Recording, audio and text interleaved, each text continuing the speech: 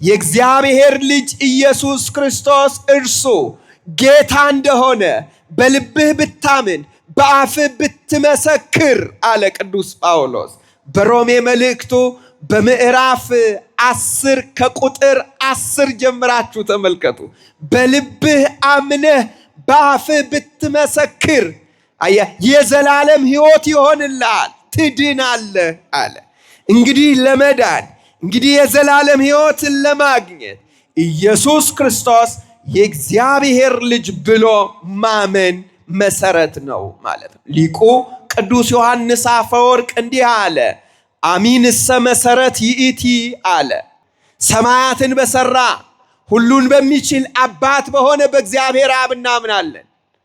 በልጁ በኢየሱስ ክርስቶስ እናምናለን። ልክ እንደ አብ ጌታ በሆነ፣ ልክ እንደ አብ ካሊ በሆነ፣ ልክ እንደ አብ ምሉ በሆነ፣ ልክ እንደ አብ ሁሉን ቻይ በሆነ በኢየሱስ ክርስቶስ እናምናለን ነው የዘወትር አዋጃችን። ብሉይ ኪዳን ሊቀ ካህናት መድኃኒቱ ደካማ ነው፣ በየዓመቱ ማቅረብ ያስፈልገዋል። ክርስቶስ ግን በዕለተ ዓርብ የዛሬ 1980 ዓመት ገደማ አንድ ጊዜ መስዋዕት አቀረበ። ይኸው እስከ ዘላለም ሲያድን ይኖራል። ዛሬ የተጠመቁትን ያድናል፣ ነገ የሚጠመቁትን ያድናል። ክብር ለስሙ ይሁን። መድኃኔዓለም ኢየሱስ ክርስቶስ እውነተኛ አዳኝ፣ የዘላለም አባት፣ የሰላም አለቃ፣ ሕይወታችን፣ ጌታችን ነው። መድኃኒቱ ደካማ አይደለም። ማቴዎስ ምዕራፍ 1 ቁጥር 21 ምን ይላል መጽሐፉ? ሕዝቡን ሁሉ ከኃጢአታቸው የሚያድን ነው። ሕዝቡን ሁሉ ነው ሚል እስራኤልን ብቻ አይደለም፣ ሕዝብና አሕዛብን።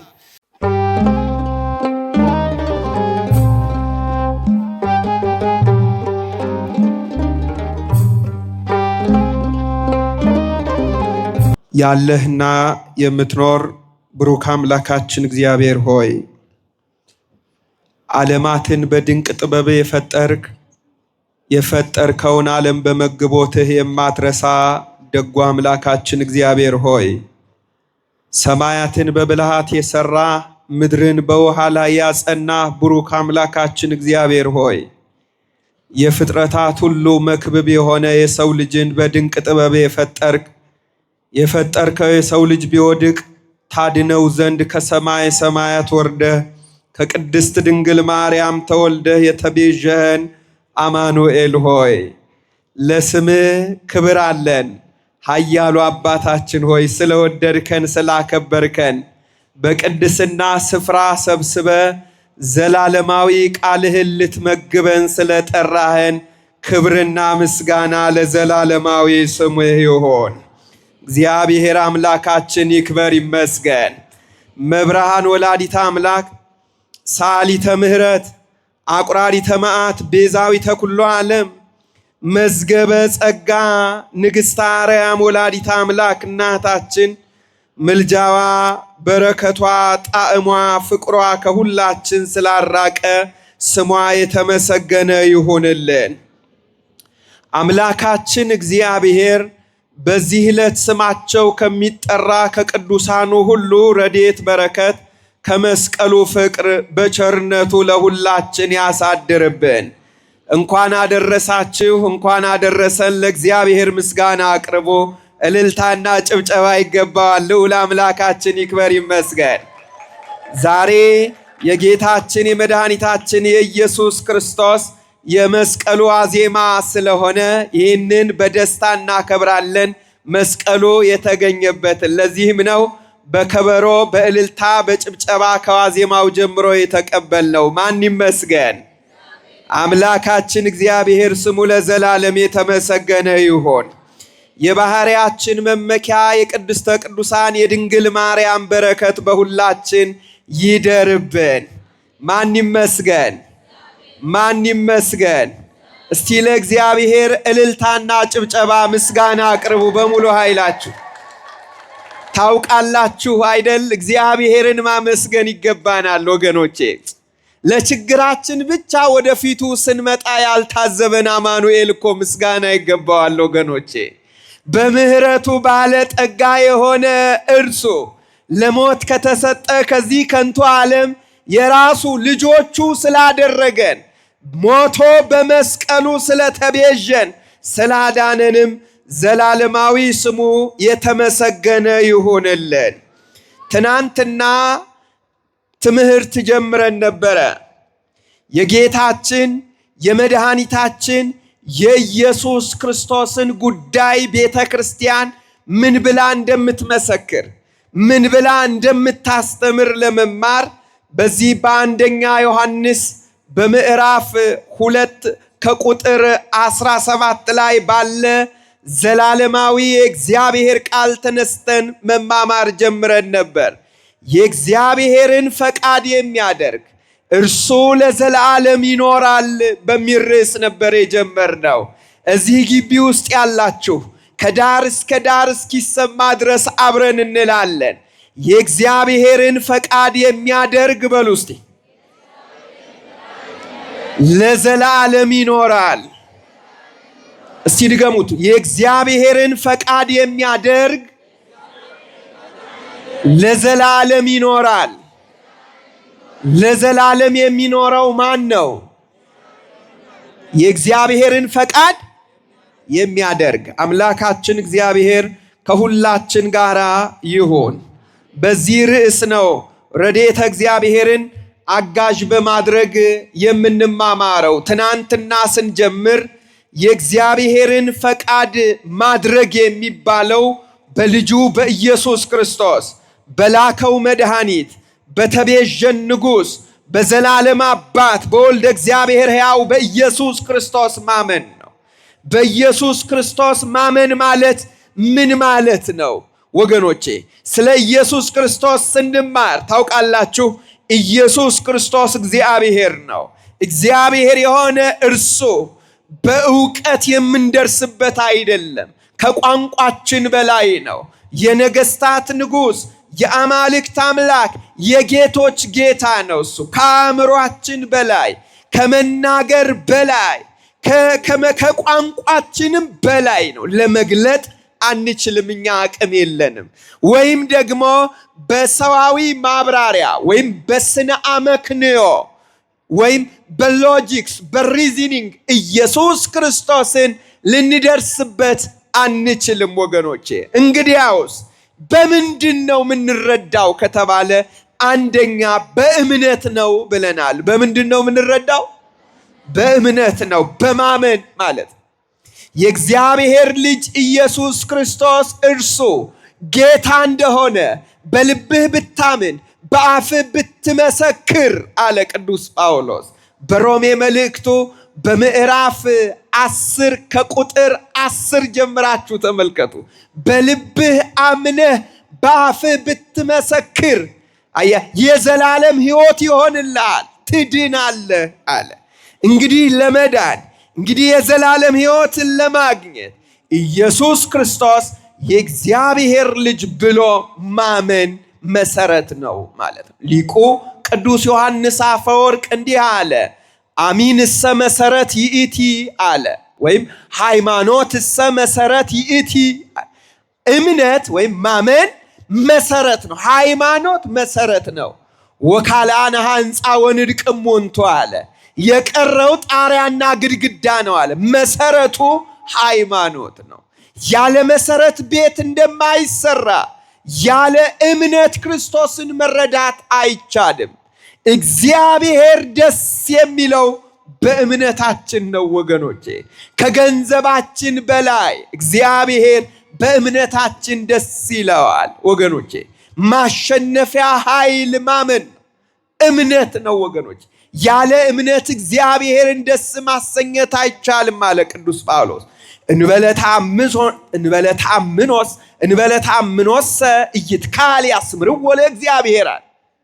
ያለ እምነት ያለ ሃይማኖት እግዚአብሔር ደስ አይሰኝም። ስለዚህ መሰረቱ ሃይማኖት ነው ወገኖቼ። አባቶቻችን በእምነት እግዚአብሔር ተመልከቱ፣ በብሉይ ኪዳን ሁሉ ሳይቀር ተገልጦላቸዋል። በብሉይ ኪዳን በዓመተ ፍዳ በዓመተ ኩነኔ እግዚአብሔር ለነ አብርሃም ተገልጧል። እግዚአብሔር ለነ መልከ ጼዴቅ ተገልጧል። እግዚአብሔር ለያዕቆብ ተገልጧል በፍኖተ ሎዛ። እግዚአብሔር ለአባቶቻችን በዘመን መካከል በቸርነቱ እርሱ ባወቀ ሲገለጥላቸው ኖሯል። ለምን? በምህረቱ ባለጠጋ ስለሆነ። ስለዚህ እግዚአብሔር ቸር ነው። በምህረቱ ባለጠጋ የሆነ እርሱ ይገለጣል ወገኖች።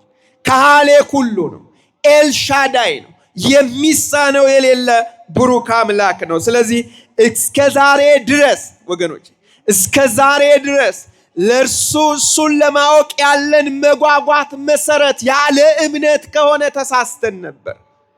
እርሱን ለመረዳትና ለማወቅ ወገኖቼ በሳይንስ ማወቅ አይቻልም። በኤክስፐሪመንት ወይም በቤተ ሙከራ ማረጋገጥ አይቻልም። እርሱን ማወቅ የሚቻለው በሃይማኖት በእምነት እርሱ ላይ ባለን መደገፍና እርግጠኝነት ነው። ስለዚህ በእርሱ ያመነ ሰው ነው እርሱን ሊረዳው፣ ሊገነዘበው፣ ሊያውቀው፣ ሊያምንበት የሚችለው ወገኖች። ይሄ ብቻ ግን አይደለም። በእርሱ አምነን ባሳየን ጎዳና መጓዝ ይገባናል። ቅድስና ያስፈልገናል ወገኖቼ። ቅንነትና ቅድስና የእግዚአብሔርን ፊት ሰዎች እንዲረዱና ያልገባቸው እንዲገባቸው፣ የተሰወረው እንዲገለጥላቸው፣ የጠፋው ግልጥልጥ እንዲልላቸው ይረዳቸዋል። ስለዚህ ወደ ቅድስና መምጣት ይገባል ወገኖቼ። ለቃሉ መታዘዝ፣ ብትወዱኝ ትእዛዜን ጠብቁ አለ ክርስቶስ። ብትወዱኝ አለ ወገኖቼ። ክርስቶስን በመውደድ ኢየሱስ ክርስቶስን በመውደድ እየኖርኩ ነው የሚል ሰው ነገር ግን ቃሉን መጠበቅ አልችልም አልጠብቅም ቢል ክርስቶስን አይወደውም። የምላስ መውደድ፣ የአፍ መውደድ፣ ቅብ መውደድ፣ የማስመሰል መውደድ ጤናማ አይደለም። ወይ ወገኖች፣ ቅብ የሆነ ነገር ኦሪጂናል አይደለም፣ ዋና አይደለም። ብረት ተቀብቶ ወርቅ ሊመስል ይችላል፣ ግን ብረቱ ወርቅ አይደለም፣ ወርቅ ቅብ ይባላል እንጂ ወገኖች። አያችሁ፣ የሚያብረቀርቅ ሁሉ ወርቅ አይደለም ይላሉ አባቶቻችን። ልክ እኮ ነው፣ ታውቃላችኋል።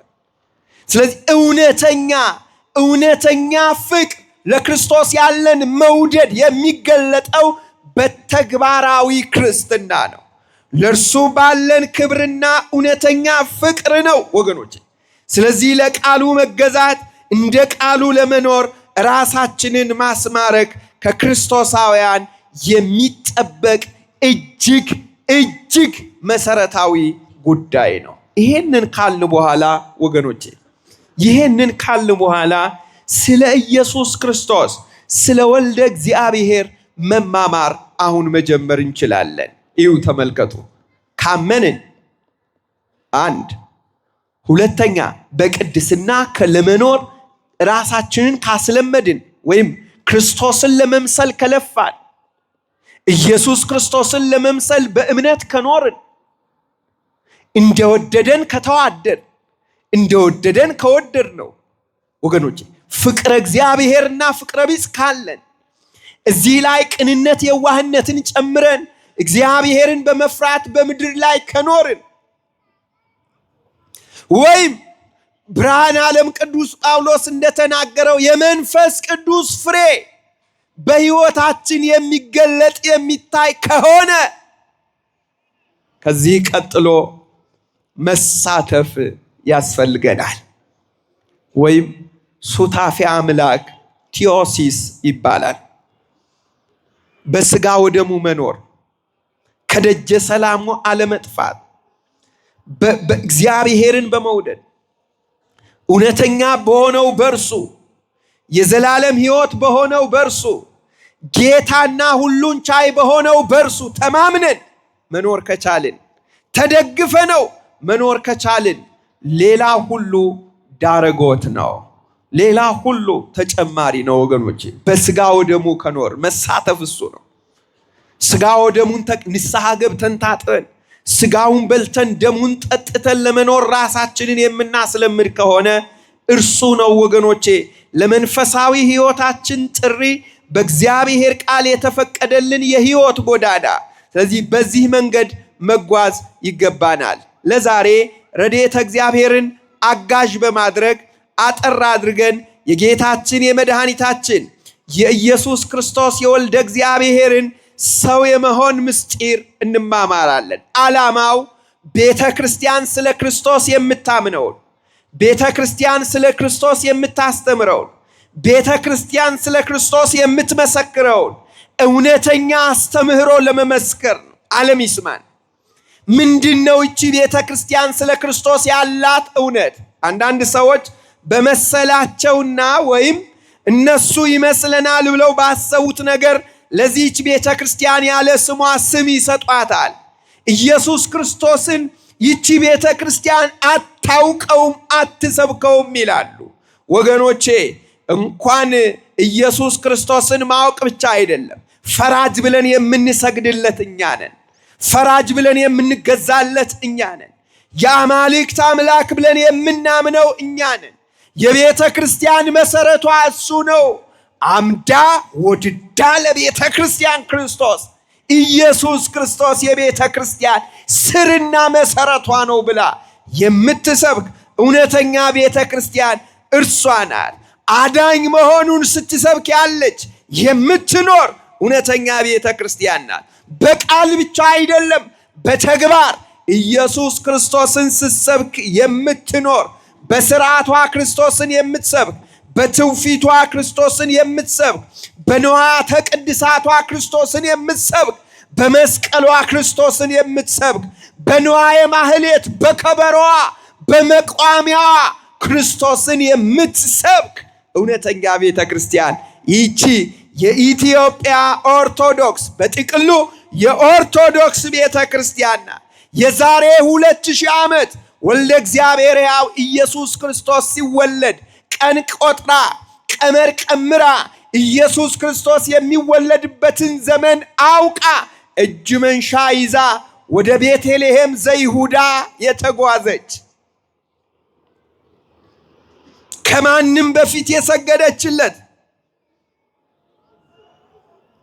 ኢየሱስ ክርስቶስ በኋላም ልዩ ልዩ የታሪክ መዛግብትና ትውፊተ ቤተ ክርስቲያን እንደሚናገረው ወደዚህ መጥቶ የባረካት በኋላም ደግሞ ባረገ በ8ኛው ዓመት በኢትዮጵያዊው ጃንደረባ በአቤላክ ባኮስ አማካኝነት ክርስትናን በመሳፍንት ደረጃ በመኳንንት ደረጃ የተቀበለች ቀድማ እኮ ነው ወገኖቼ።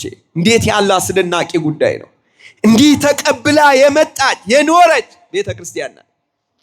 እንዳልጠመቅ ማን ይከለክለኛል ብለው በአንድ ቀን ስብከት በማመን ወደ ክርስትና የመጣ ሐዋርያት ሥራ ምዕራፍ 8 ቁጥር 26 ላይ ተመልከቱ።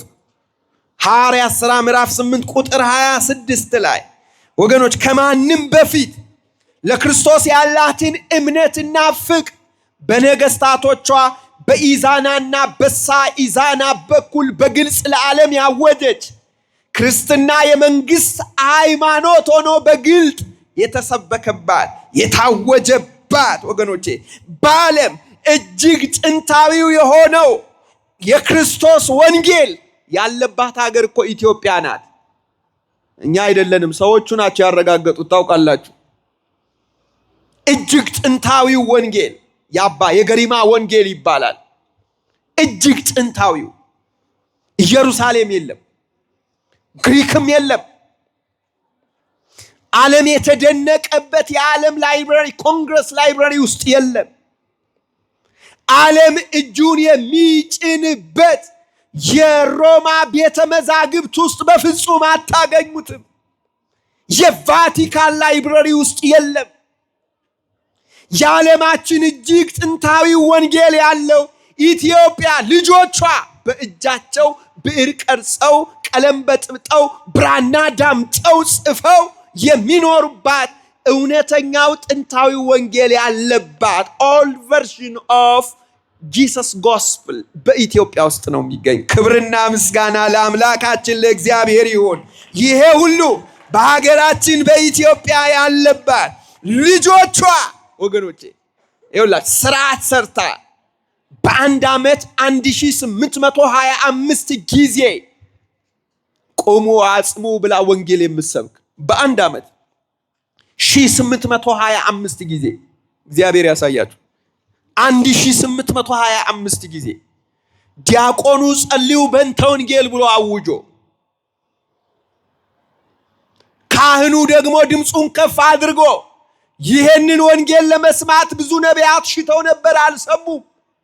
እስመ ብዙሃን ነቢያት ወጻርቃን ፈተው ይርአዩ አንትሙ ዘትሬኡ፣ ዛሬ እናንተ የምታዩትን ማየት ፈልገው ነበር፣ አላዩ።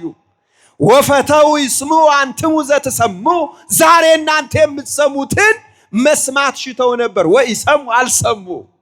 ብፁዓት አዕይንቲክሙ ለርእያ፣ እኔን ያዩ አይኖቻችሁ የሰሙ ጆሮቻችሁ የተመሰገኑ ናቸው ብሎ ድምፁን ከፍ አድርጎ ካህኑ አውጆባት የክርስቶስን የመንግስት ወንጌል የሚሰብክባት በአንድ ቀን 3 ጊዜ እግዚአብሔር ያሳያችሁ።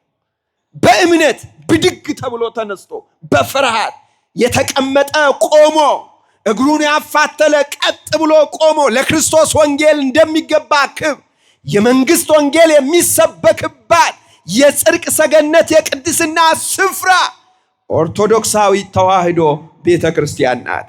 ዓለም ሊያውቀው ይገባል ወገኖቼ።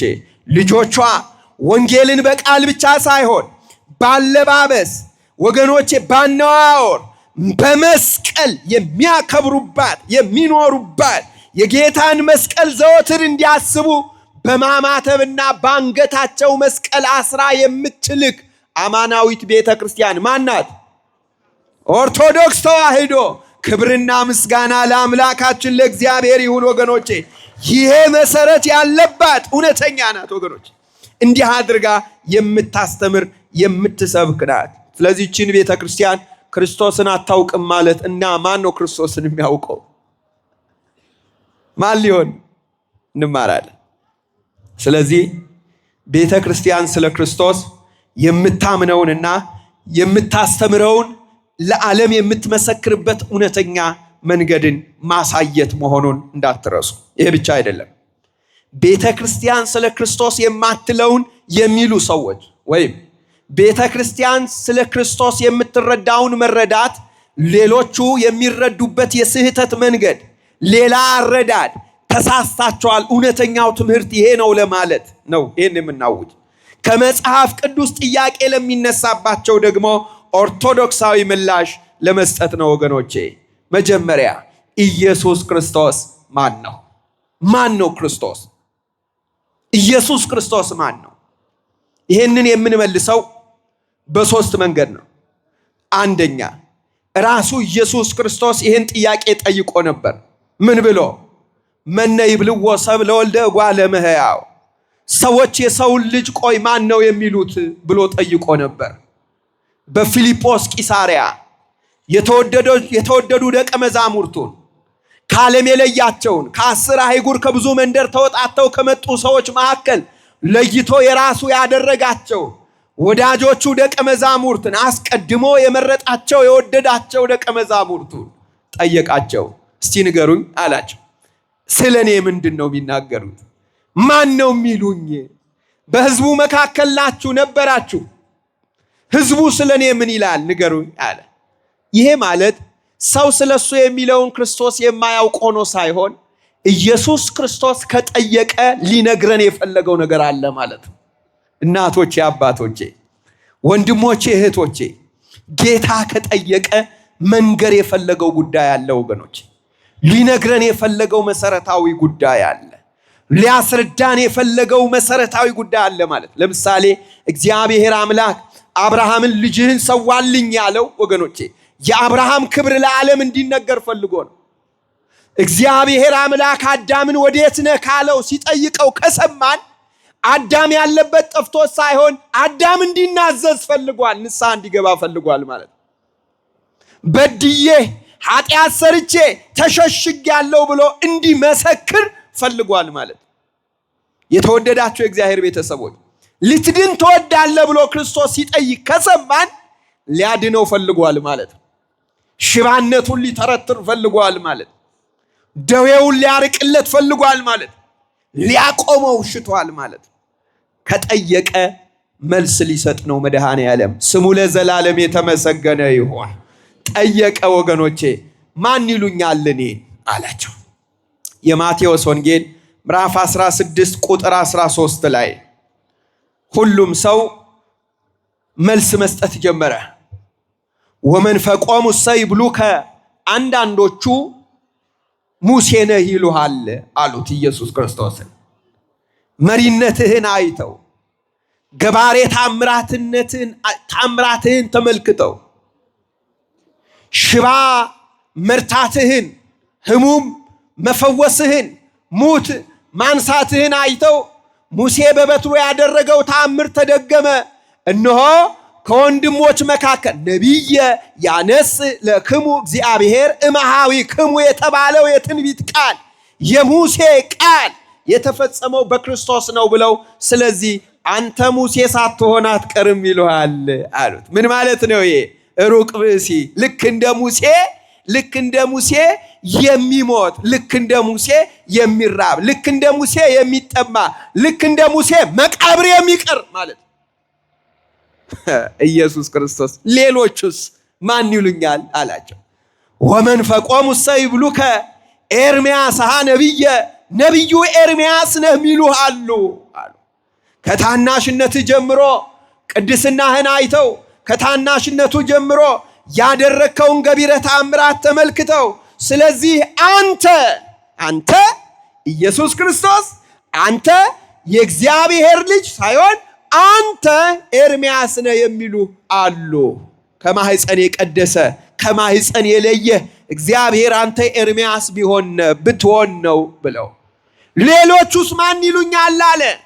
ኤልያስ ነቢዩ ኤልያስ ሳትሆን አትቀርም። ቅናትህን አይተው ማለት ኤልያስ ለእግዚአብሔር የሚቀና ነበር። ታውቃላችሁ፣ ይቀና ነበር። ቀናኢ ለሕግ አምላኩ መምህር ወመገስጽ ዘእያደሉ ለገጽ፣ ፊት አይቶ የማያዳላ እውነቱን እውነት ሐሰቱን ሐሰት የሚል መምህረ ጽድቅ ነቢየ እግዚአብሔር ኤልያስ አንተ ሳትሆን አትቀርም ይለዋል። ኤልያስ ደግሞ መጥቷል ይለዋል።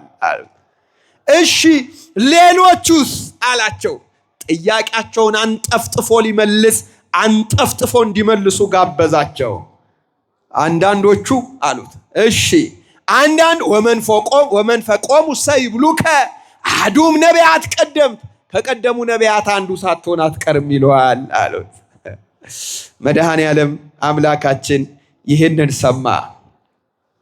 ሰማቸው ኢየሱስ ክርስቶስ ሰማቸው። መድኃኔ ዓለም ሁሉም እንዲህ ነው የሚሉኝ?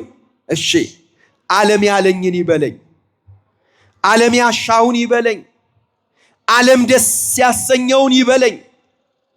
እናንተ የእጄን ታምራት የቃሌን ትምህርት የሰማችሁ ያያችሁ እኔን ማን ነው የምትሉኝ አላቸው። ይህን ሰዓት ስምዖን ጴጥሮስ ፈጠን አለና አንተ ውእቱ ክርስቶስ ወልደ እግዚአብሔር ሕያው፣ አንተማ የሕያው የእግዚአብሔር ልጅ ክርስቶስ ነህ ብሎ መሰከረ። አንተ የሕያው የእግዚአብሔር ልጅ ኢየሱስ ክርስቶስ ነህ አለ። እስቲ ከኔ ጋር በሉ፣ አንተ በሉ እስቲ። የሕያው የእግዚአብሔር ልጅ ክርስቶስ ነህ። ማቴዎስ ወንጌል ምዕራፍ 16 ቁጥር 16 አንተ ክርስቶስ የሕያው የእግዚአብሔር ልጅ ነህ አለ። በአጭር ቃል እንደ ሸማ ጥቅል እንደ ወርቅ እንክብል ለዓለም ላይ የተነሳውን ወሳኝ ጥያቄ ክርስቶስ በአንድ አረፍተ ነገር ከቅዱስ ጴጥሮስ ሰማ። ቅዱስ ጴጥሮስ አንተ የሕያው የእግዚአብሔር ልጅ ክርስቶስ ነህ ብሎ ሲመሰክር፣ ወልደ እግዚአብሔር ሕያው ኢየሱስ ክርስቶስ ብፁዕ አንተ ስምዖን ወልደ ዮና፣ የዮና ልጅ ስምዖን ሆይ አንተ ብፁዕ ነህ። እስመ ይከሰተ ለከ ዘሥጋ ወደም አላ አቡየ ዘበሰማያት። ይህን ምስጢር የገለጠልህ ስጋዊ ደማዊ መምህር አይደለም። ይህን ምስጢር የገለጠልህ ምድራዊ መምህር ወይም ከምድራዊ መምህር ከቀለም መምህር አግኝተኸው ወይም ከፈላስፋ ሰምተኸው አይደለም፣ ወይም በምርምር ደርሰህበት አይደለም። ይህን የገለጠልህ የሰማይ አባቴ ነው አለ። የገለጠልህ ማን ነው አለ? ይሄ የዘመናት ጥያቄ፣ ይሄ ዓለም ስትጠይቀው የምትኖረው ጥያቄ በዚህ በማቴዎስ ወንጌል በምዕራፍ 16 ቁጥር 16 ላይ ተመለሰ። ክርስቶስ የሕያው የእግዚአብሔር ልጅ ሊቪንግ ጋድ ማለት ሕያው እግዚአብሔር ማለት የሚኖር አምላክ ዘመኑ የማይገታ ማለት ክርስቶስ ማለት የሚጠበቀው መሲህ ማለት አዳኝ ማለት ክርስቶስ ማለት የሚያድን የተቀባ ቅቡ ያድነን ዘንድ የመጣ ከዘላለም እስራት ከዘላለም ባርነት ነፃ ያወጣን ዘንድ የመጣ ማለት የእግዚአብሔር ልጅ ማለት እግዚአብሔር ነው ማለት ነው ክርስቶስ። ግሮ ስሙ በደም አሁን ይሄን በነፍሳችንም በስጋችንም ስንመሰክረው የምንኖረውን የእውነት ቃል ዓለም ይስማል።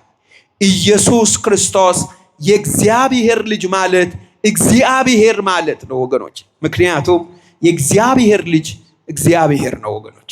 ስለዚህ ክርስቶስ የእግዚአብሔር ልጅ ነህ ብሎ መሰከረለት ማለት በቅድምና ከአባትህ ጋራ ያለ ይገርማል።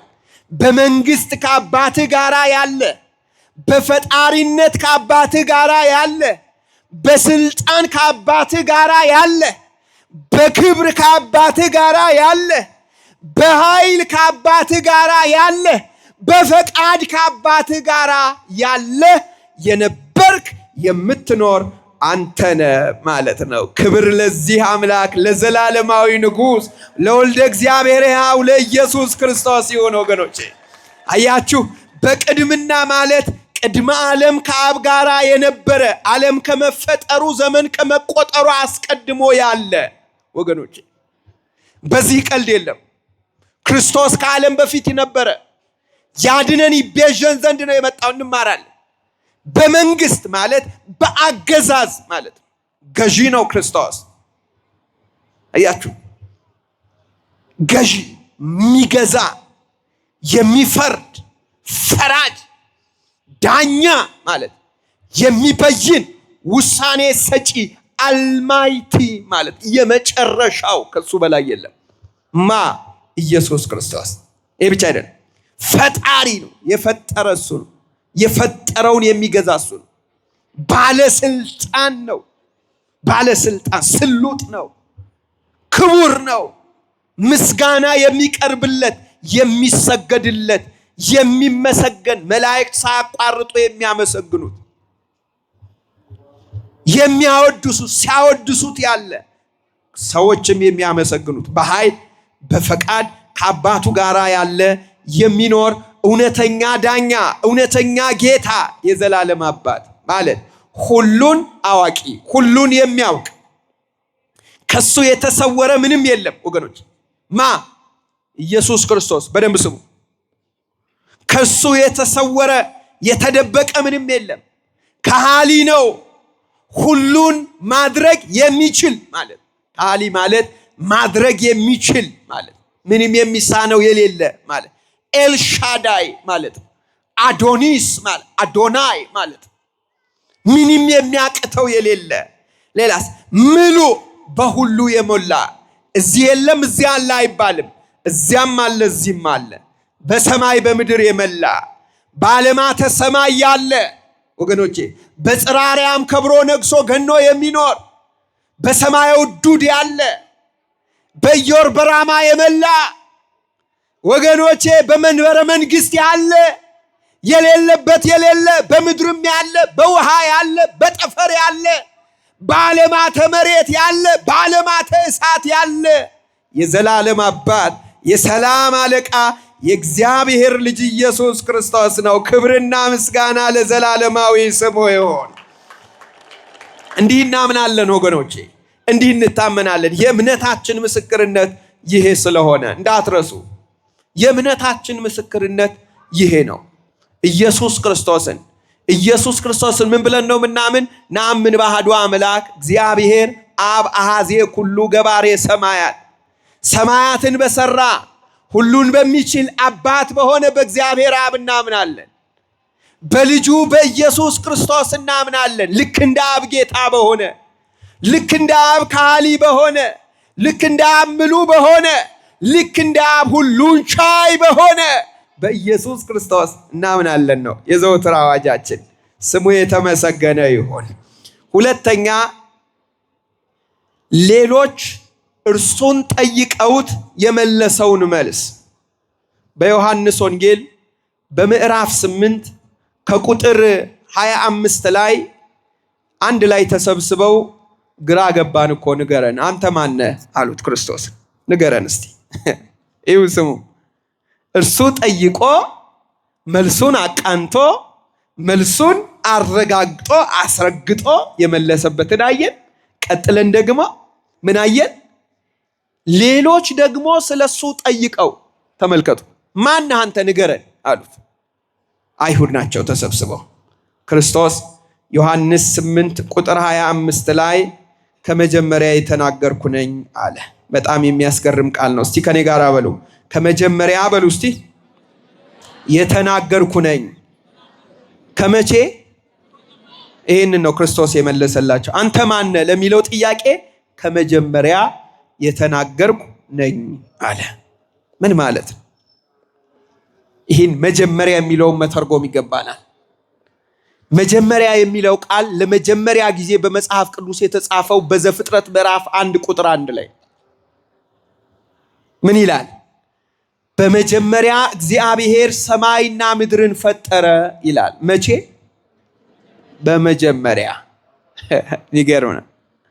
ይሁ መጀመሪያ እግዚአብሔር ሰማይና ምድርን ፈጠረ ማለት ዘመን መቆጠር ጀመረ ማለት። የዘመን መቁጠር መጀመሪያ ማለት መጀመሪያ የፈጠረው ሰማይና ምድርን ነው በማለት ይጀምራል። ዮሐንስ ምዕራፍ 1 ቁጥር 1 ላይ ሌላኛው መጀመሪያ ይደገማል በአዲስ ኪዳን። የዮሐንስ ወንጌል ምዕራፍ 1 ቁጥር 1 ላይ በመጀመሪያ ቃል ነበረ ይላል። መቼ? ምን ነበረ? ቃል ነበረ። ስለዚህ በመጀመሪያ የነበረ ቃል ነው የሚል የሚገርም ምን ማለት? እሺ የዘፍጥረት አንዱን መጀመሪያ የዘፍጥረት ምዕራፍ 1 ቁጥር 1 ላይ የተጻፈውን መጀመሪያ መነሻ ቃል ነው። በዘፍጥረት ምዕራፍ በዮሐንስ ወንጌል በምዕራፍ 1 ቁጥር 1 ላይ የተቀስነውን መጀመሪያ ምን ማለት ነው ወገኖቼ? መነሻ የሌለው መጀመሪያ ማለት ነው። መነሻ የሌለው መጀመሪያ ማለት አያችሁ፣ የማይደረስበት መጀመሪያ ማለት፣ የማይቆጠር መጀመሪያ ማለት። ለፍጡራን ለሰው ሲሆን መጀመሪያ አለ፣ ለሰማይ ሲሆን መጀመሪያ አለ፣ ለምድር ሲሆን መጀመሪያ አለ፣ ለውሃው ሲሆን መጀመሪያ አለ፣ ለመላእክት ሲሆን መጀመሪያ አለ፣ ለሰው ልጅ ሲሆን መጀመሪያ አለ። እግዚአብሔር ግን መጀመሪያ የለውም፣ መነሻ የለውም። ከዚህ ዘመን በፊት ነበረ፣ በዚህ ዘመን አልነበረም አይባልለት። ዘመን ራሱ መቁጠር የጀመርነው እርሱ ፍጡራንን ከፈጠረ በኋላ ነው። ስሙ ለዘላለም የተመሰገነ ይሁን። ያለ ፀሐይ፣ ያለ ጨረቃ፣ ያለ ከዋክብት ዘመን መለኪያ የለንም። መስፈሪያውን የሰራ እሱ ነው ወገኖች። የዘመን መስፈሪያን የሰራ እሱ ነው። ስለዚህ እሱ በዘመን አይለካም። አያችሁ፣ ከቋንቋችን በላይ ነው ያልነው ይህንን ነው። ቅድም ሊያብራራው አይችልም። የኛ ቋንቋ፣ የኛ መረዳት፣ የኛ ዕውቀት፣ የኛ ችሎታ ይህንን ማብራራት አይችልም። ስለዚህ እሱ ከዚህ በፊት ነበረ፣ ከዚህ በኋላ አልነበረም አይባልም። እርሱ ያለና የሚኖር ይባላል። እስቲ ከኔ ጋር በሉ፣ ያለና በሉ እስቲ፣ የሚኖር አቃ ያችሁ። ስለዚህ ከመጀመሪያ የተናገርኩ ነኝ ማለት ምን ማለት እንደሆነ አሁን ነግራችኋለሁ። ታዲያ ክርስቶስ ሲጠየቅ ምንድነው ከመጀመሪያ የተናገርኩ ነኝ ያለው? አንደኛ ብርሃን ይሁን ያልኩ እኔ ነኝ። ተመልከቱ፣ እግዚአብሔር መጀመሪያ በማሰብ የፈጠራቸው ፍጥረታት አሉ። ሰማያት የተፈጠሩት በማሰብ እንዲህ አሰበ፣ ሰማያትን ሰራ። የኛ አምላክ ምን ተስኖት? ይገርማል። እንዲሁ አሰበ፣ ምድርን ሰራ፣ ዘረጋት። ጭራሽ በውሃ ላይ ነው ያጸናት። ይገርማቸዋል። ያለ መሰረት እኮ ነው። ግሩም ዓለመሳትን በማሰብ ውሃን በማሰብ ውሃ ማለት እንዲህ ትንሽ እንዳይመስላችሁ አንደርጋ ከመሬት በታች ያለ ውሃ አለ። በገጸ ምድር ላይ ያለ ውሃ አለ። ወገኖቼ ይሄኛ በምንኖርበት ፕላኔት የምታውቁት ነው።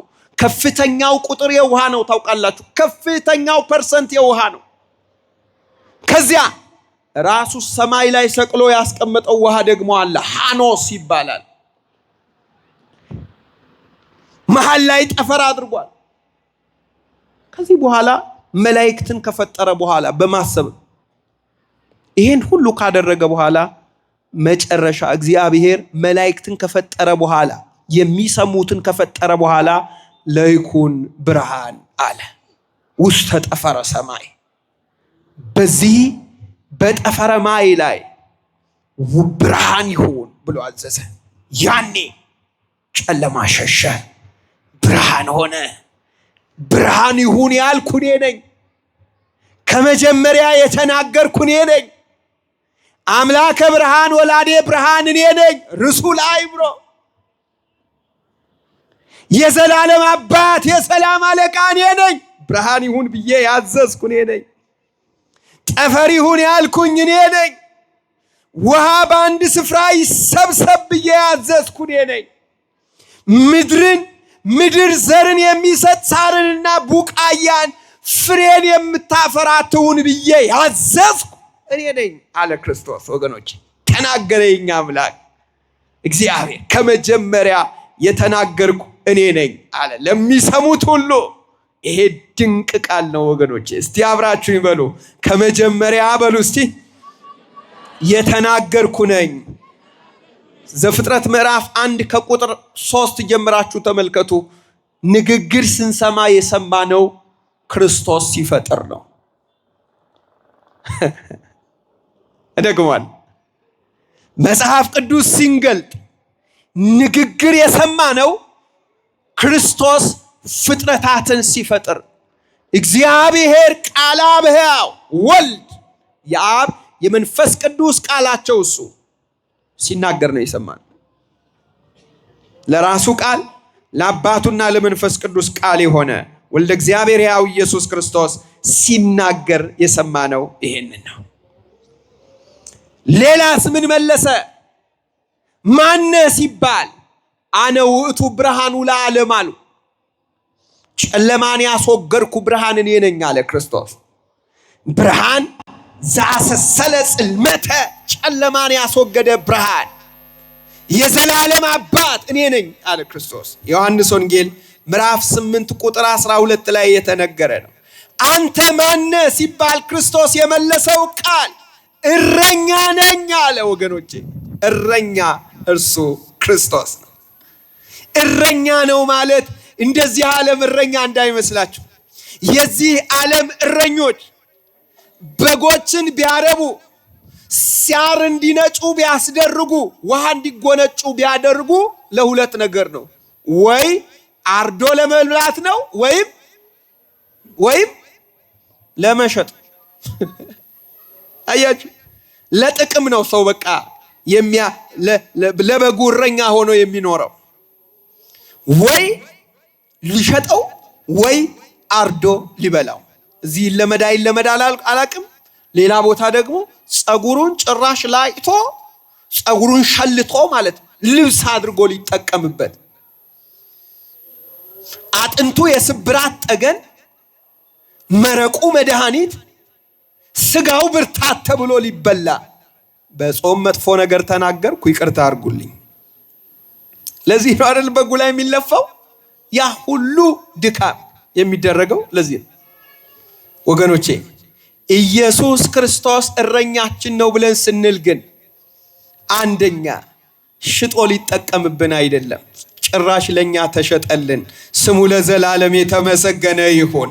በ30 ብር ለኛ ተሸጠልን። ወገኖቼ ኢየሱስ ክርስቶስ እረኛ ነው ስንል ጌታ መድኃኔ ዓለም ምስጋና ይግባውና አርዶ አወራርዶ ሊበላን ሳይሆን ለኛ ስጋውን ቆርሶ ደሙን አፍሶ እንካችሁ ብሉ ጠጡ ያለ ደግ እረኛ፣ እንደዚህ ያለ እረኛ ከወዴት ይገኛል? ስሙ ብሩክ ይሁን አማኑኤል አምላካችን። ወገኖቼ አያችሁ፣ እረኛችን አማኑኤል የተሸጠልን፣ እረኛችን አማኑኤል የታረደልን በግ ነው። ወገኖቼ አማናዊ በግ፣ አማናዊ እረኛ ማለት በግ ስንል መስዋዕት፣ እረኛ ስንል ታዳጊያችን ማለት። የዚህ ዓለም እረኛ ሁላችሁም እንደምታውቁት የዚህ ዓለም እረኛ ለበጉ እረኛ ብቻ አይደለም፣ ሐኪምም ጭምር ነው። በግ እንደምታውቋት ብትታመም ሐኪም ቤት ውሰዱኝ፣ ወገቤን አመመኝ፣ እግሬን ሆዴን አመመኝ ትላለች? አትልም። የበግ ብቸኛው ጉልበቷ ምናልባት ስትሄድ ከገደል ገደል ስትዘል እግሯ ቢሰበር ብቸኛ የምታደርገው ነገር ማነከስ ነው። በቃ ለሷ ያላት አቅም ስታነክስ ገመምተኛ በጉን፣ እግረ ሰባራ በጉን እረኛ ጥሎ አይሄድም። እረኛ በጉን ይሸከማል፣ በትከሻው ይሸከማል። ተሸክሞ ወደ ለመለመ መስክ ይወስዳል። ገመምተኛ በጉን እግሩን ይጠግናል። ያ ባይሆን በትከሻው ተሸክሞ ወደ በረት የሚመልስ ደግ እረኛ ኢየሱስ ክርስቶስ ነው። እኛ አቅም የለንም፣ ራሳችንን ማዳን የምንችል አይደለም፣ ደካማዎች ነን። ስልጣን ያለው እርሱ ኢየሱስ ክርስቶስ ግን እየተሸከመ ከመከራችን ሲያወጣን አለ። ለዘላለምም የሚያወጣን ሕይወታችን እርሱ ነው። ክብርና ምስጋና ለዘላለማዊ ስሙ ይሁን። አማናዊ እረኛ፣ እውነተኛ እረኛ፣ በጎቹን የማይተው ደግ እረኛ አማኑኤል አምላክ ተሸካሚያችን ነው። ወገኖቼ አሁን የቆምነው ደስ ቢላችሁም ባይላችሁም ብታውቁም ባታውቁም እንድታውቁ እንፈልጋለን። የቆምነው መሬት ላይ አይደለም፣ የቆምነው በምህረቱ ላይ ነው። የቆምነው ከባቴ አበሳ በሆነ በመድኃኔ ዓለም ክንድ ላይ በሱ ምህረት ነው ያለነው።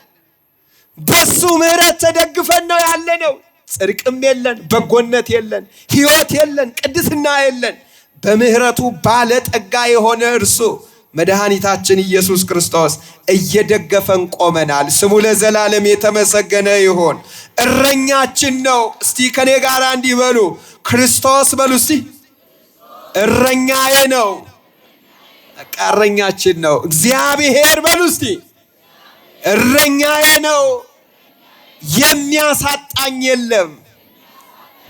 አስማ የትኛው በግ ነው እረኛውን ተማምኖ አፍሮ ተመልሶ የሚያውቅ? የዚህ ዓለም እረኛ ጸጽ አለበት፣ ታውቃላችሁ፣ እናውቃለን።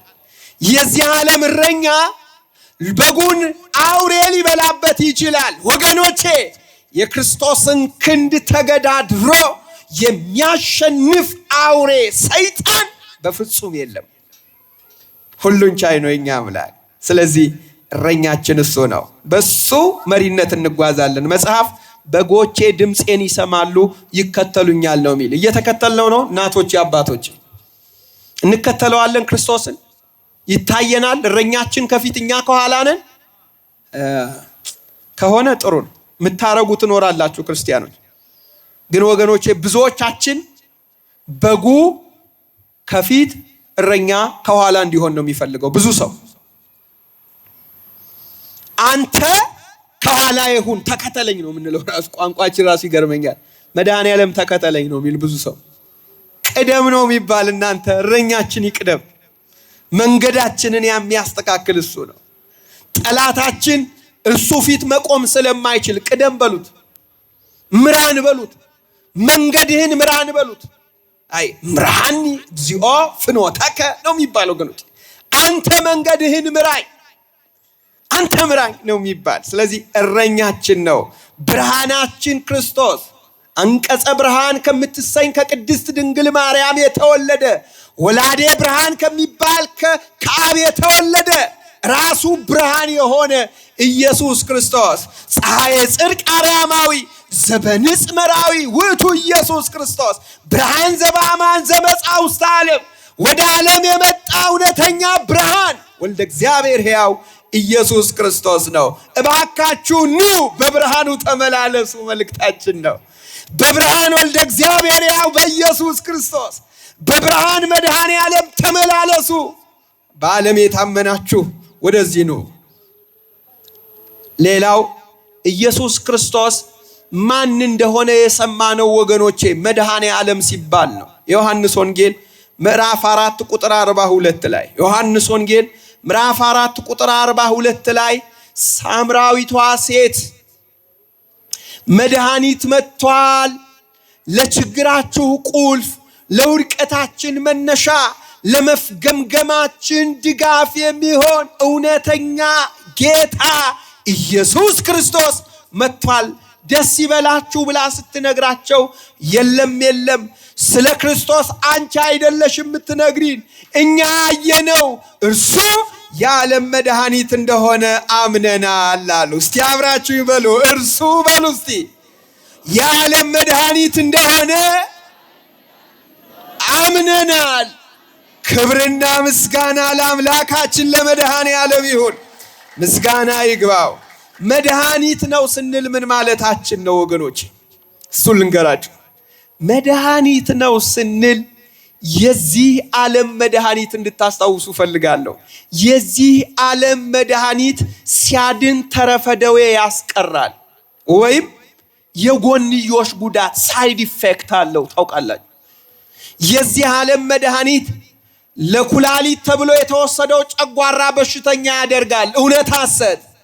ለስኳር ተብሎ የተወሰደው የሆነ በሽታ ያመጣል፣ እውነት ሐሰት። እውነት የጎንዮሽ ጉዳት አለው ወገኖቼ።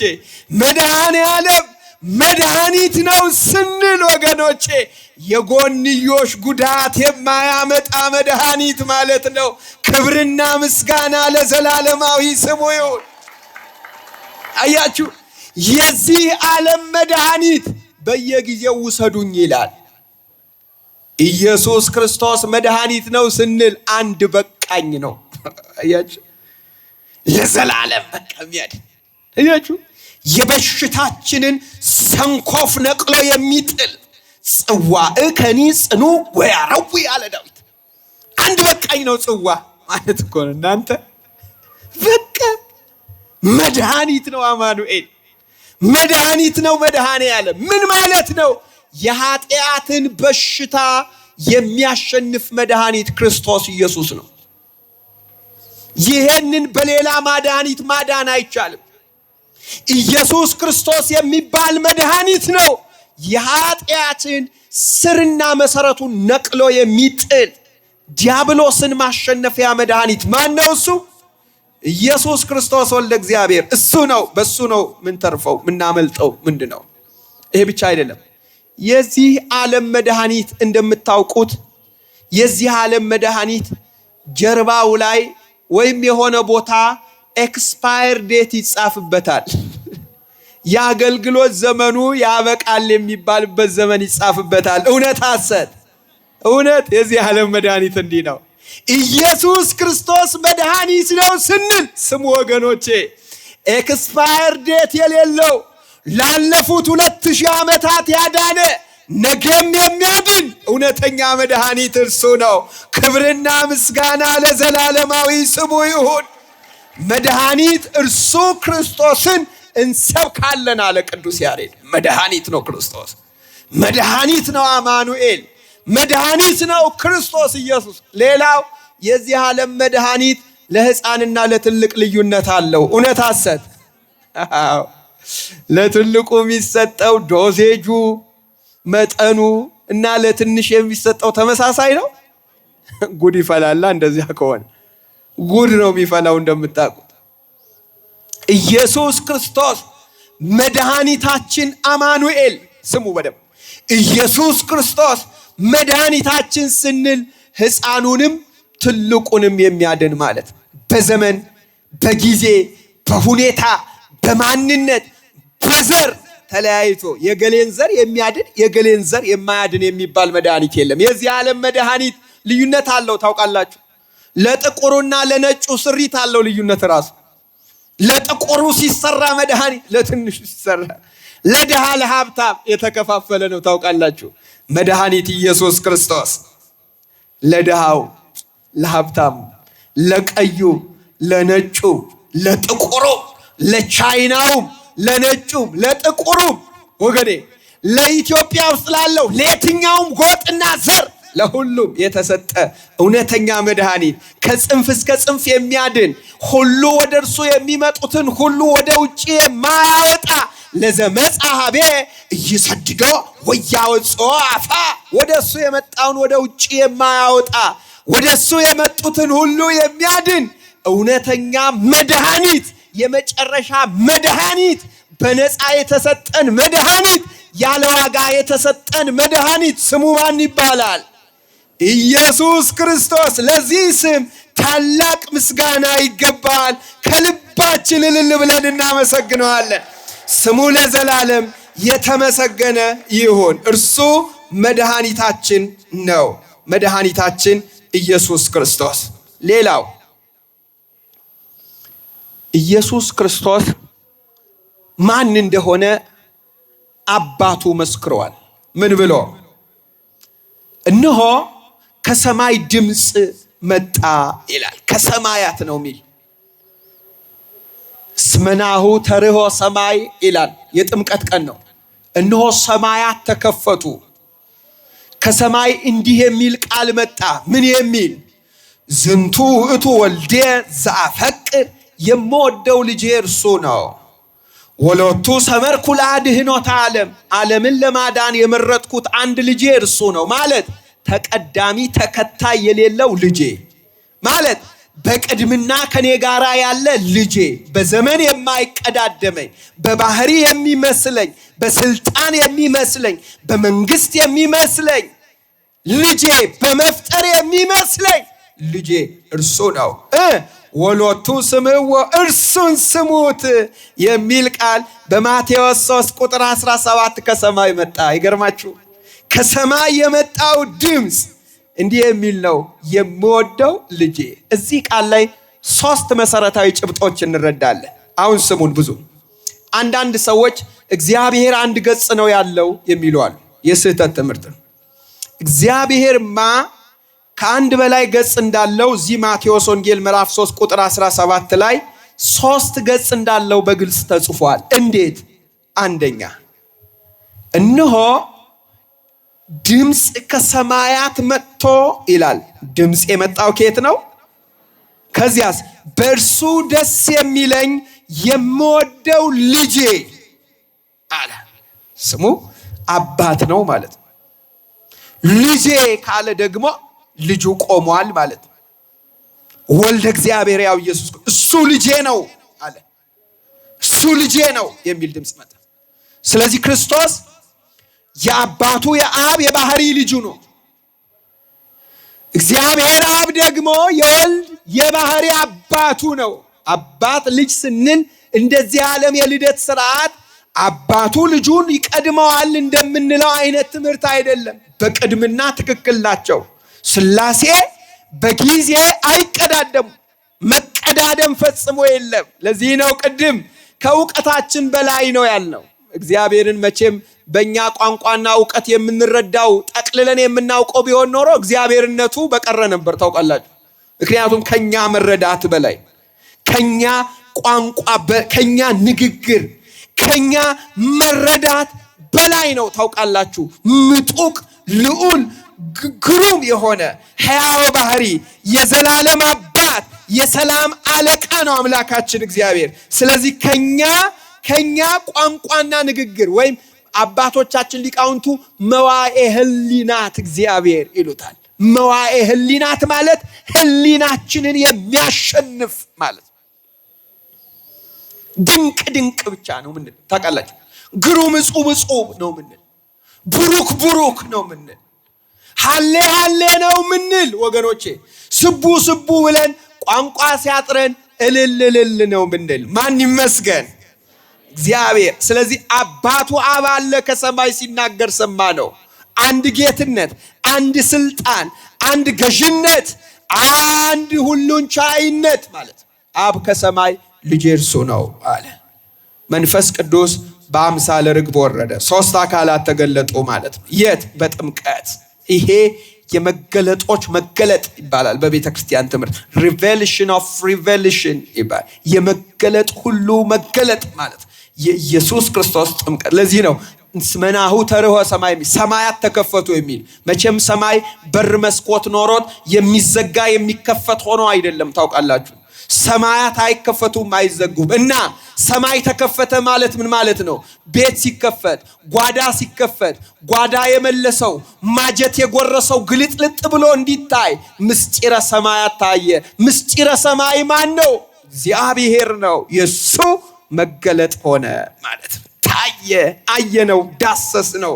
ከእርሱ ጋራም በላን ጠጣን የሚለይ ነው። ሁለተኛው በደብረ ታቦር፣ በታቦር ተራራ በእርሱ ደስ የሚለኝ የምወደው ልጄ ይህ ነው እርሱን ስሙት የሚል ማቴዎስ 17 ቁጥር 5 ላይ መጣ። አባቱ አብ ልጄ ነው ማለት እንደኔ ጌታ ነው፣ እንደኔ እግዚአብሔር ነው አለ። አይሁድ ካዱት። እሱ ጌታ ነው። አይሁድ አላመኑበትም። እርሱ ፈጣሪ ነው። ሌሎቹ አልተማመኑበትም። እርሱ ሁሉን ቻይ እግዚአብሔር ነው። ጌታችን አምላካችን መድኃኒታችን ኢየሱስ ክርስቶስ ስሙ ለዘላለም የተመሰገነ ይሁን። የተወደዳችሁ የእግዚአብሔር ቤተሰቦች ኢየሱስ ክርስቶስን ቤተ ክርስቲያን ምን ብላ እንደምታስተምር እየተማርን ነው። አንድ ብቻ እገልጥላችሁና የቀረውን ነገ እንማራለን። ማን ይርዳን? እስቲ እልል እያላችሁ እግዚአብሔርን እልል ብላችሁ አጨብጭባችሁ አመስግኑት። አምላካችን እግዚአብሔር በዚህ ምሽት ዘላለማዊ ቃሉን እየነገረን እያጽናናን ስላለ ስሙ ለዘላለም የተመሰገነ ይሁን። አሁን የማነብላችሁን አሁን የምነግራችሁን በጥንቃቄና በማስተዋል መስማት ይገባቸዋል። ምክንያቱም የብዙ ጥያቄዎች መነሻ አሁን የምንናገረው ላይ ስለሆነ። እስቲ የምትሰሙ ብቻ እጃችሁን አንሱ። እየሰማችሁ ያላችሁ ግሩም፣ ሁሉም እየሰማ ነው። አጨብጭቡ በዚህ እጃችሁ ለእግዚአብሔር ክብር። ክርስቶስ ሊቀ ካህናት ተብሎ ይጠራል። ንገሩኝ እስቲ ማን ይባላል? ድምጻችሁን ከፍ አድርጉ። ማን ይባላል? የሐዋርያው ጳውሎስ መልእክት ወደ ዕብራውያን ሰዎች ምዕራፍ 5 ምዕራፍ 6 ምዕራፍ 7 ምዕራፍ 8 ምዕራፍ 9 እነዚህ ሁሉ 5 ምዕራፎች በተደጋጋሚ ክርስቶስ ሊቀ ካህናት እንደሆነ ደጋግሞ ይናገራል። ሊቀ ካህናት ማለት ምን ማለት?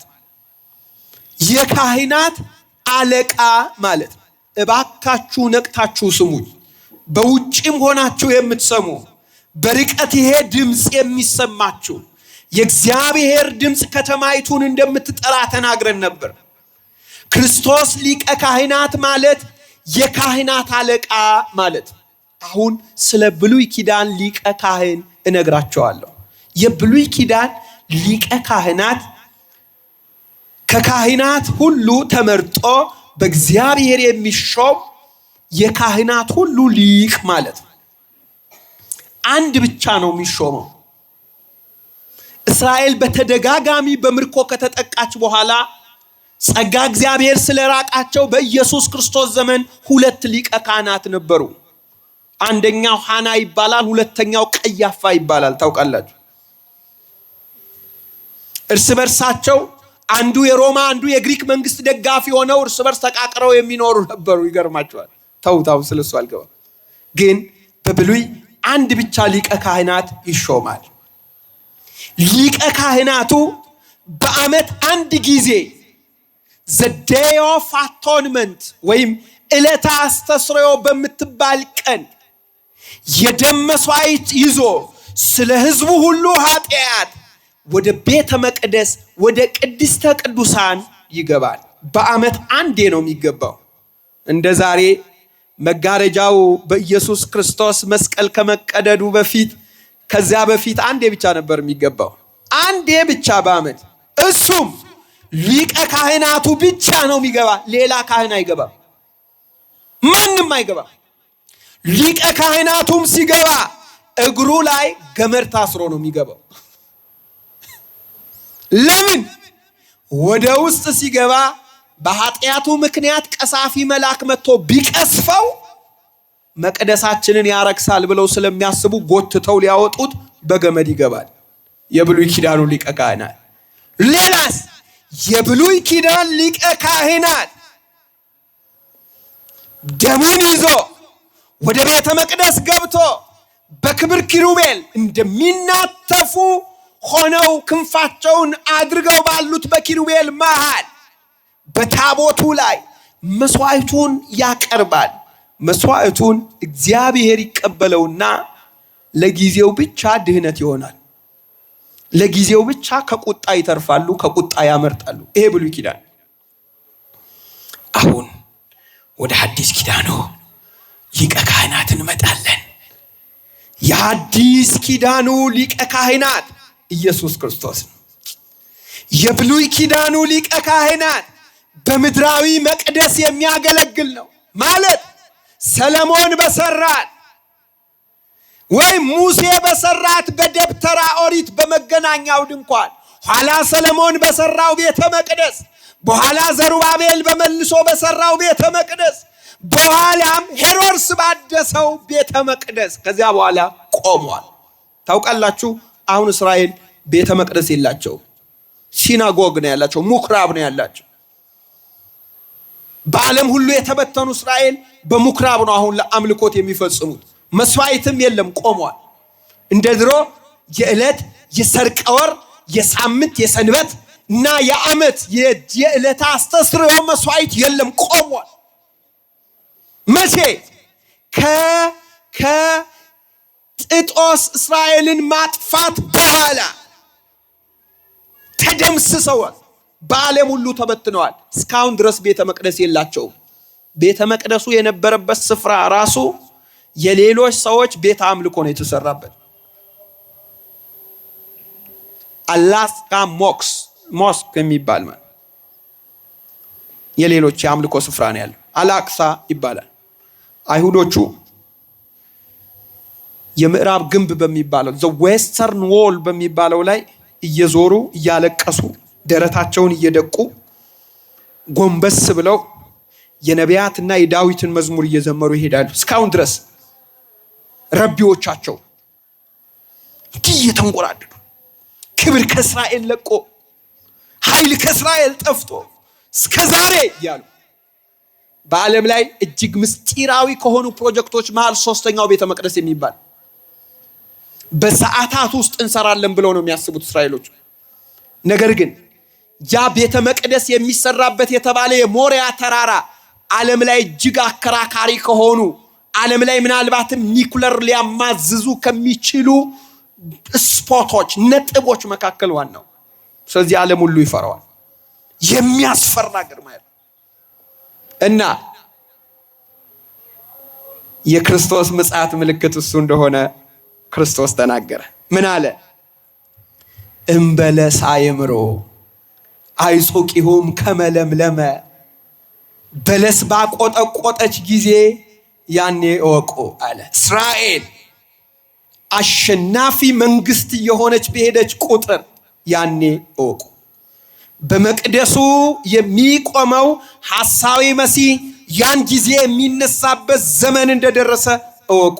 እየደረሰ ነው። ደብረ ዘይት ለደብረ ዘይት ትማራላችሁ። አላብራራው።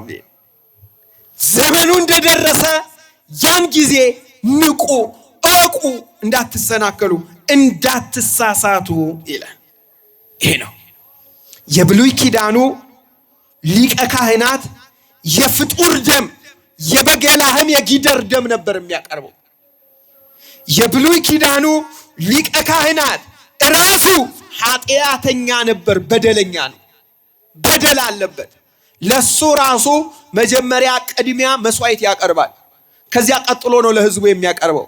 ከዚያ ሶስት ጊዜ ልብሱን ታጥቦ ነው የሚገባው። ሰማችሁ?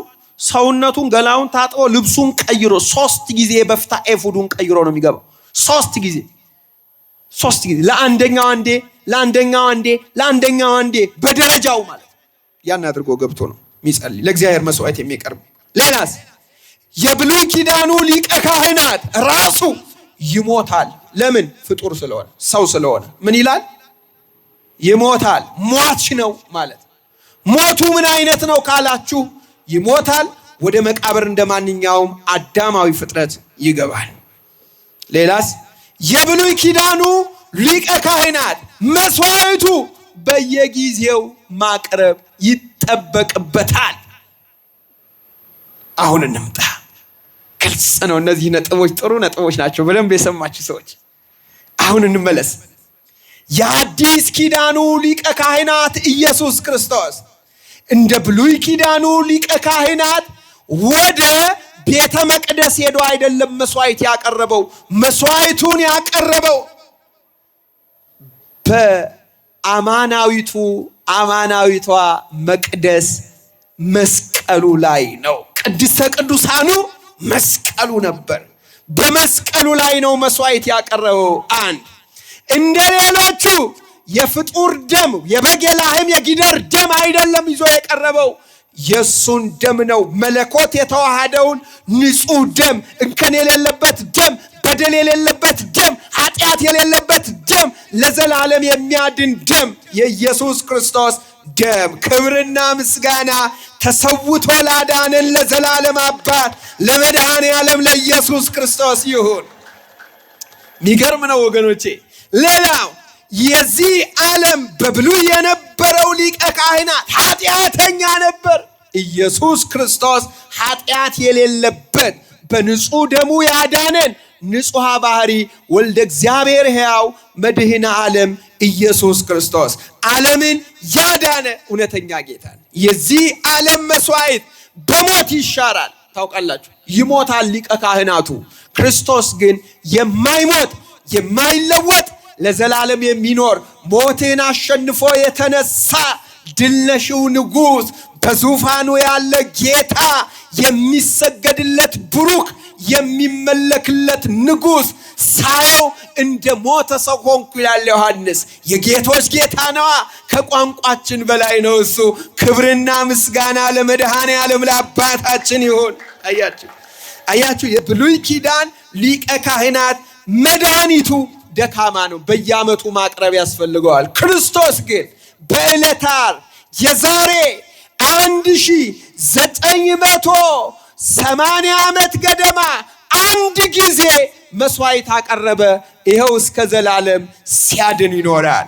ዛሬ የተጠመቁትን ያድናል፣ ነገ የሚጠመቁትን ያድናል። ክብር ለስሙ ይሁን። መድኃኔ ዓለም ኢየሱስ ክርስቶስ እውነተኛ አዳኝ፣ የዘላለም አባት፣ የሰላም አለቃ፣ ሕይወታችን፣ ጌታችን ነው። መድኃኒቱ ደካማ አይደለም። ማቴዎስ ምዕራፍ 1 ቁጥር 21 ምን ይላል መጽሐፉ? ሕዝቡን ሁሉ ከኃጢአታቸው የሚያድን ነው። ሕዝቡን ሁሉ ነው የሚል እስራኤልን ብቻ አይደለም፣ ሕዝብና አሕዛብን። እስራኤልን ብቻ አይደለም፣ በውስጥ በአፋ ያሉትን የሆነን ዘር ብቻ አይደለም፣ ዓለምን ሁሉ የሚያድን የእግዚአብሔር ማዳን ተገልጧል ይላል ቅዱስ ጳውሎስ። ዓለምን ሁሉ የሚያድን ነው የሚል ቅድም እንዳልኳችሁ ግሪካዊ የለ፣ አይሁዳዊ የለ፣ ሮማዊ የለ፣ እስራኤላዊ የለ፣ ሁሉም አፍሪካዊ የለ፣ ኤዥያዊ የለ፣ አውሮፓዊ የለ። ወገኖቼ በሩቅም በቅርብም ያለውን ሁሉ የሚያድን እውነተኛ አዳኝ የእግዚአብሔር ልጅ ኢየሱስ ክርስቶስ። ስለዚህ ሊቀ ካህናት ነው። መስዋዕቱ አንድ ጊዜ የቀረበ ነው። መስዋዕቱ ግዳጅ ፈጻሚ ነው። ከዘላለም እሳትና ሞት ያዳነን እውነተኛ አዳኝ ሊቀ ካህናት ኢየሱስ ክርስቶስ ነው። መስዋዕቱ አንድ በቃኝ ስለሆነ ሲያድነን ይኖራል። ይሄንን ነገ በማስረጃ እናያለን። ማን ይመስገን? በቤቱ ሰብስቦ ልባችንን ያጸና በዘላለማዊ ቃሉ ያሳረፈን ማን ይመስገን? ከወደቅንበት አንስቶ በዘላለማዊ ቃሉ እንድንጽናናና እውነት በሆነው በወልደ እግዚአብሔር ያው በኢየሱስ ክርስቶስ መሰረት ላይ ታንጸን እንድንኖር የረዳን ማን ይመስገን?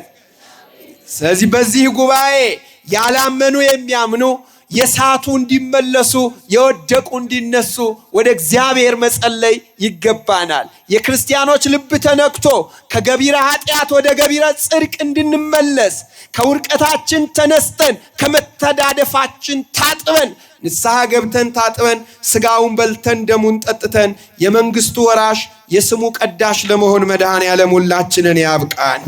አምኖ ከመካድ ተሰብስቦ ከመበተን አማኑኤል አምላካችን ሁላችንን ይሰውረን። ወስብሐት ለእግዚአብሔር።